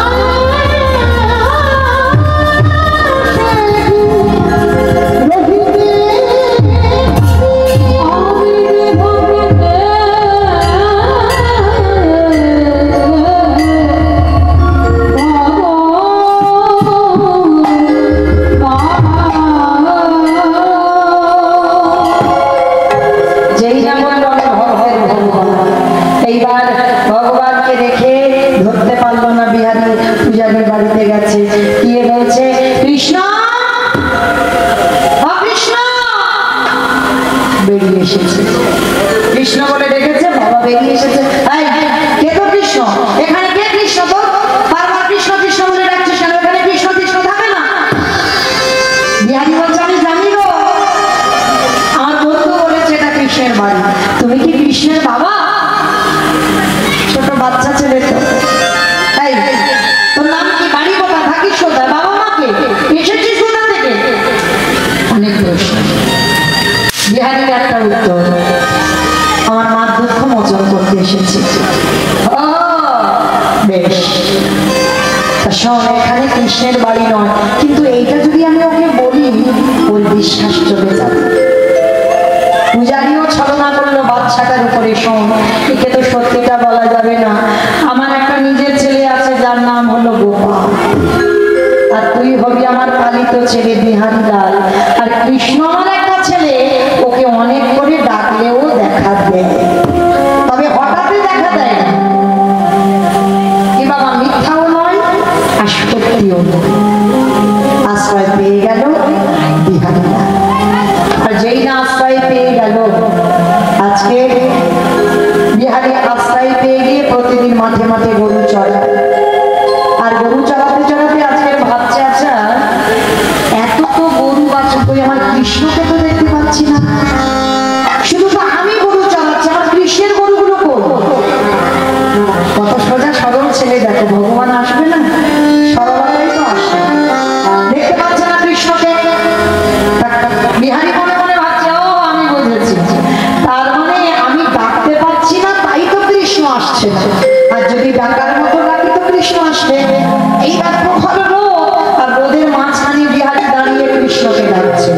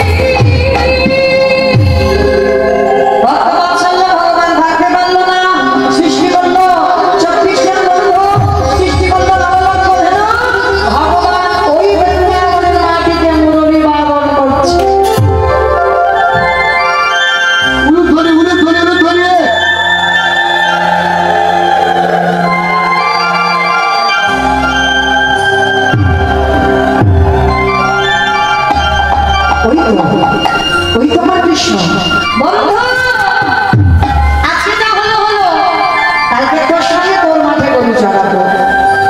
বিহারী চিনতে পারলো না, ধরতে পারলো না, ফিরে এলো ঘরে। পরের দিন আবার মাঠে যাবে, পরের দিন হলো মা একাদশী। ও একাদশী করো তো, কয়েকদিন পরেই তো একাদশী। হ্যাঁ, ওই দেখি একবার হাত তুলে দেখাও তো, কতজন একাদশী করেন একটু দেখি, একটু দেখে নিলে একটু সুবিধা হয়। মোটামুটি উঠেছে, অনেক হাত মোটামুটি উঠেছে। আর যাদের উঠলো না কেন, খিদে পায়, নির্জলা তো থাকো না নিশ্চয়ই, তাহলে খিদে পাবে কেন? পঞ্চশস্যটা বাদ দিলেই তো হয়। মনে করে রেখো মা, কীর্তন শুনতে যখন বসেছ, একাদশী তিথিতে যারা যারা পঞ্চশস্য সেবা করে, মানে অন্ন তো বিশেষ করে, মানে চাল, গম, ভুট্টা, তেল, জল, সর্ষে, এই জাতীয় খাবার যারা প্রসাদ পায়, বাবা মাকে হত্যা করলে যে পাপ হয় সেই পাপের বোঝা তাকে নিতেই হয়। একাদশী তিথিতে যারা অন্ন সেবা করে, গুরুদেবকে হত্যা করলে যে পাপ হয় সেই পাপের বোঝা নিতে করতে হবে। একাদশীতে অন্ন সেবা করলে, গো মাতাকে হত্যা করলে যে পাপ হয় সেই পাপের বোঝা নিতে হবে। একাদশী তিথিতে পঞ্চশস্য বর্জ্য নিষিদ্ধ, কারণ পৃথিবীতে সবটাই সৃষ্টি ভগবান করেছে, এমনকি এই যে পাপটাকে সৃষ্টি ভগবান করেছে, যেমন পূর্ণ সৃষ্টি ভগবান করেছে আর পাপটাকে সৃষ্টি ভগবান করেছে। তা ভগবান যখন পাপকে সৃষ্টি করছে, পাপ পুরুষ কাঁদছে, প্রভু সবাই যদি পূর্ণ সঞ্চয় করে আমি পাপ, আমি যাবো কোথায়? ভগবান বলে দেখো আমি তো তোমাকে সৃষ্টি করেছি, আমি তোমাকে পাঠাবো কোথায় না একাদশী তিথিতে যারা যারা অন্ন সেবা করবে তুমি ওই তাদের মধ্যে যাবে। ভগবান চোরের হয়, সাধুর হয়, ভগবান কারোর একা সম্পদ নয়, হ্যাঁ ভগবান কারোর উপরে দুর্বল নয়, হ্যাঁ ভগবান সবার। তা ওই জন্য মায়েরা চরণ ধরে বলি কিছু করো বা না করো অন্তত একাদশীটা করবে, কারণ একটা কথা মনে রাখতে হবে, সংসার সুখের হয় পুরুষের সুখে। কি বললো? পুরুষের গুণে? থানার বচন কি উল্টে গেল? সংসার সুখের হয় পুরুষের গুণে। এতদিন শুনে আসছি রমণীর গুণে, এখন বলে পুরুষের গুণে। বলি না ও ভাইরা, সংসার সুখের হয় রমণীর গুণে, এটা থানার বচন, আমারও বচন নয়, রমণীর গুণে। তাহলে রমণীর গুণটা তো দেখাতে হবে গো, তাই না? কৃষ্ণ ভজিবার করে সংসারে আয়ু মিছে মায়ায় বদ্ধ হই বৃক্ষ সম হইনি, বললাম কৃষ্ণ দাস। তাহলে গন্ডগোল হয়ে যাচ্ছে কেন? একটা নারী দশভুজা দুর্গার অংশভূতা, নারী পারে সংসার সামলাতে বাবা, যেটা পুরুষেরা পারে না। সংসার সামলায় নারী জাতি, কারণ এই নারীকে যদি কেউ মনে করে দুর্বল, ভুল ভাববে বাবা, নারী সব পারে। অসুরদের অত্যাচারে দেবতারা স্বর্গ ছাড়ে, দশভুজা দুর্গা যদি দশাতে অসুর নিধন না করতো তাহলে বাবা দেবতারা যেত কোথায়? দেবতাদের তেজ দিয়ে তো একটা পুরুষ সৃষ্টি করতে পারতো, বললো না, নারী সৃষ্টি করতে হলো। কেন? নারী সব পারে। নারী যদি মনে করে কাউকে রাখবে, রাখতে পারে। নারী যদি মনে করে কাউকে ধ্বংস করবো, করে দিতে পারে। নারী যদি মনে করে কাউকে ভজন যজ্ঞে পাঠাবো, পাঠাতে পারে। আর নারী যদি মনে করে কাউকে নরকের পথ দেখাবো, দেখাতে পারে। হয়তো শ্রী শ্রী রামকৃষ্ণ পরমহংসদেব একটা কথা বলেছিল, নরেন জীবনে সবাইকে বিশ্বাস করবি কিন্তু নারী জাতিকে নয়। আমার কথা নয়, এই নারীরা রাখলে রাখতে পারে, আবার মারলে মারতে পারে, এদের থেকে সবসময় সাবধান। কেমন?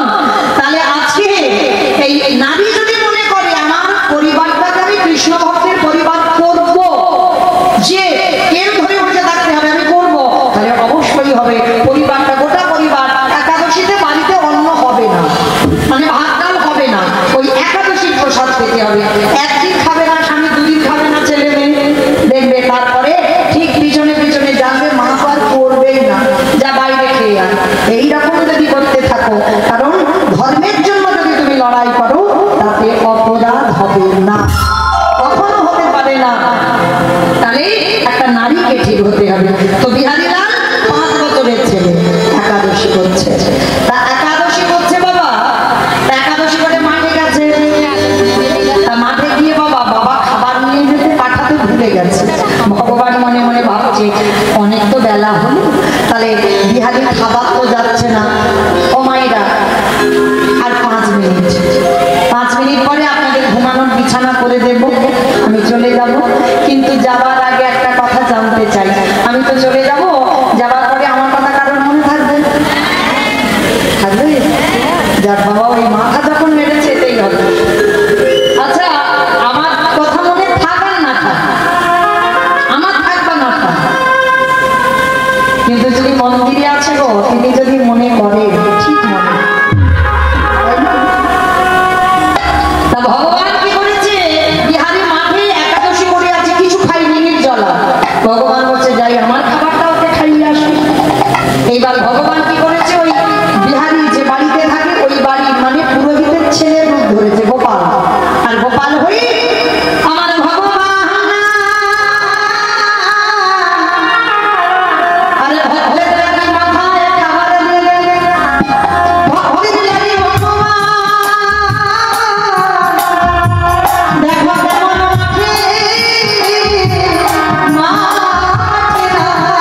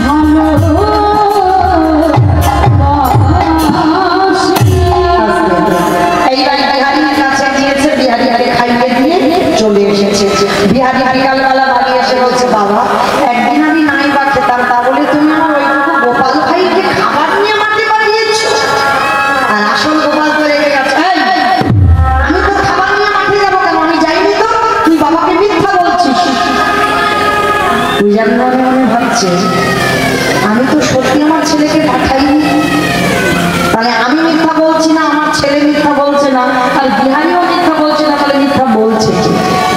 এইবারে মন্দিরে দরজা খুলেছে, দেখে না বাঁকা করে বাঁকা হাতে কালো শশী দাঁড়িয়ে আছে, দেখে না চরণ দিয়ে রক্ত ঝরেছে, গুড়ামিতে লেগে আছে কাঁটা আছো। মায়েরা আর বুঝতে দেরি হয়, কে মাঠে নেমেছিল, ছুটে গেল বিহারীর কাছে। বিহারী, আজকের পর থেকে তুই মাঠের কাজে যাবি না। বাবা, মাঠের কাজে না গেলে আমি মাইনে পাবো না। ওরে, তোর জন্য আমার মন্দিরে শিব বিগ্রহ মাঠে নেমেছিল, তুই বুঝতে পারিসনি, তুই ধরতে পারিসনি, কিন্তু আমি বুঝতে পেরেছি। অনুভব করলো ভগবান বিহারীর জন্য মাঠে গিয়েছিল। বিহারী, আজকে থেকে তুই মন্দিরের দারোয়ান হবি। মায়েরা, বিহারীর চাকরির প্রমোশন হলো, আর মাঠে যায় না, মন্দিরের দারোয়ান হয়। ভগবান বিহারী জানে কৃষ্ণ মন্দিরে ঘুমাচ্ছে, বাবা বলেছে। এখনো জানে না বিহারী কৃষ্ণ ভগবান, ও জানে আমার মতো একটা ছেলে অনেক করে ডাকার পরে ও দেখা দেয়। এইবার মন্দিরের দরজায় পাহারা দিচ্ছে, ভোরের বেলা একটা বুড়ো বুড়ি এসেছে, এসে বলছে বিহারী দরজা খুলে দে, আমি ভিতরে যাব। বিহারী বলছে, বুড়ো ওখানে দাঁড়াও, এখন যাওয়া যাবে না, বসিয়ে রেখেছে। আবার আধা ঘন্টা পরে 8 জন মেয়ে এসেছে, 8 জন মেয়েকে দেখে বলছে, ছি ছি ছি ছি ছি ছি, তোমাদের সব শীতেতে সিঁদুর হাতে শাখা আছে, তার মানে তোমাদের তো স্বামী আছে, লজ্জা করে না? স্বামী সন্তান থাকতে এত রাত্রিবেলা একটা পর পুরুষের কাছে এসেছো। এই গো মায়েরা, সতী নারী কাদের বলে? এই জগতে যাদের যাদের দুই পতি, তারাই হয় সতী। আমার কথা নয়, আমি বলছি না। কাদের কাদের দুটো করে স্বামী আছে, একবার হাত তুলে দাঁড়িয়ে তো দেখি। ভয় পাচ্ছ? জানাজানি হয়ে যাবে? ভয় পাচ্ছ বাবা? জানাজানি যদি হয়ে যায় যে কার দুটো স্বামী আছে এখানে, ভয় পাচ্ছ? তুলবে না হাত? তার মানে সব অসতী, সব একটা করে স্বামী।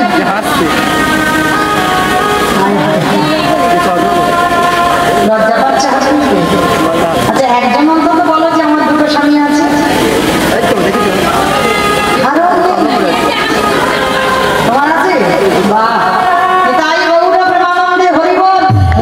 আমি জগতের কথা বলিনি বাবা, আমি এই জগতের কথা বলিনি যে দুটো করে স্বামী আছে। আমি কোন স্বামীর কথা বলেছি? যারা ঘরে পতি, যার বাইরে পতি। এ জগতে সেই তো হয় সতী, ঘরে পতি আর বাইরে পতি। কোন ঘর? তুমি যে ঘরে বাস করো, ইট বাড়ি সিমেন্টে টালি বসানো, পাথর বসানো, ও ঘরে নয়। এই রক্ত মাংসে দেহে গড়া ঘর, এই ঘরে পরমাত্মা তুমি ভগবান। বাম দিকে হাত দেয়। ওই পতি আছে বলে এখনো বসে কীর্তন শুনছো, ওই পতি আছে বলে এত সাজো, ওই পতি আছে বলে তুমি নিঃশ্বাস ফেলছো, ওই পতি আছে বলে তুমি দুর্গা পূজায় ঠাকুর দেখতে বেরোবে। হ্যাঁ, তাহলে ওটা হলো তোমার ঘরের পতি, ওই পতিকে ভালোবাসতে হবে। আর একটা বাইরের পতি, কোনটা? ওটা ভিতরের পতি নয়, অগ্নি সাক্ষী করে বাবা যার হাতে তুলে দিল। হ্যাঁ, যারা ঠিক থেকে দুই পতির ভজন করে তারাই হয় সতী না। সতী না।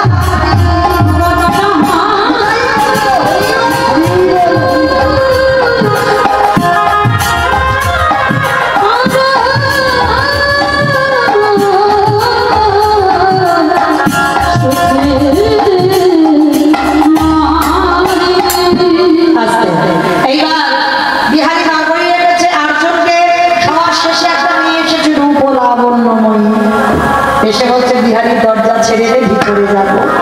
মেয়েটার চোখে চোখ দিয়ে বিহারী আর কথা বলতে পারছে না, কথা বল চলে গেছে। এতটা গুণ কে গো মেয়ে, তুমি চিনবি না? তুই যার জন্য পাহারা দিয়ে আছিস তাকে বল, আমরা রোজ আসছি, দরজা ছেড়ে দেবে। এইবার বিহারী গিয়ে ঘরের দরজা খুলে দেখছে বাবা কেউ ঘুমায়নি, একটা বিগ্রহ দাঁড়িয়ে আছে। বাবা বলল, কৃষ্ণ ঘুমায়, তা সে কোথায় গেল? বিছানা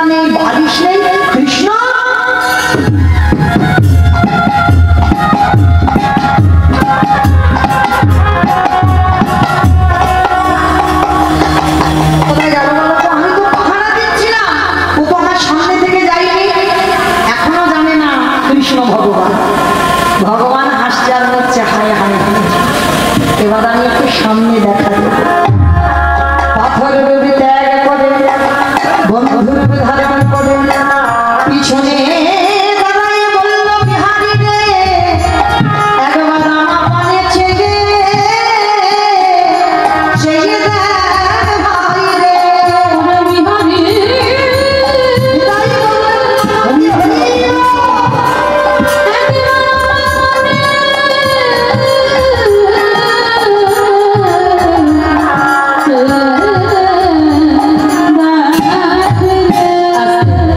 যেই নামা বলেছি বিহারী পিছনে তাকিয়েছে দেখলাম মূর্তির মতো একজন দাঁড়ায়। কে ভাই তুই? বলে আমি তোর বন্ধু কৃষ্ণ। বন্ধু কৃষ্ণ কেন? তুই তো ভগবান কৃষ্ণ, ওই তোর মতো দেখতে। আরে বোকা, যে যেমন ভাবে ডাকে তার কাছে তেমন। কেউ যদি বলে বন্ধু হয়ে যায় বন্ধু, কেউ যদি বলে পুত্র হয়ে যায় পুত্র, কেউ যদি বলে পতি হয়ে যায় পতি, কেউ যদি বলে চরণের দাস হয়ে যায় দাস, কেউ যদি বলে ঘরের দারোগা হয়ে যায় তুই গরি রাজার মতো তার ঘরে